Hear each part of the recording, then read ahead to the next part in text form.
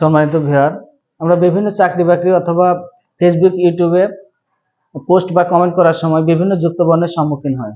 তো চলুন দেখে নিই কোন কোন যুক্তবর্ণ কোন কোন শব্দ দ্বারা গঠিত হয়। চলুন একটু দেখে নিই। দেখেন এখানে হ যোগ রি, এই যুক্তবর্ণের শব্দ হচ্ছে হৃদয়। তারপর হ যোগ ম, এটা দিয়ে শব্দ ব্রাহ্মণ। তারপর ক যোগ মূর্ধন্য স, এটা দিয়ে শব্দ ক্ষমা। এই যুক্তবর্ণে দেখেন 3টি অক্ষর যুক্ত আছে, ক যোগ মূর্ধন্য স যোগ ম, এটা দিয়ে শব্দ লক্ষণ। এই যুক্তবর্ণে 3টা অক্ষর দ্বারা গঠিত আছে, অ যোগ ক যোগ মূর্ধন্য স, এটা দিয়ে শব্দ আকাঙ্ক্ষা।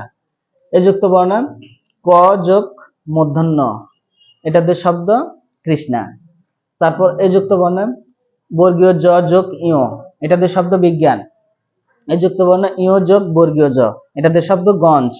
এই যুক্তবর্ণে ইয় যোগ চ, এটা দিয়ে শব্দ কাঞ্চন।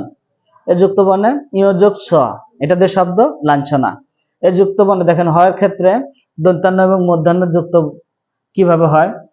হয়ের সাথে যখন দন্তান্ন যুক্ত হয় তখন দন্তান্নটা হয়ের মাঝখানে থাকে, এবং হয়ের সাথে যখন মূর্ধন্য যুক্ত হয় তখন মূর্ধন্যটা হয়ের নিচে চলে যায়।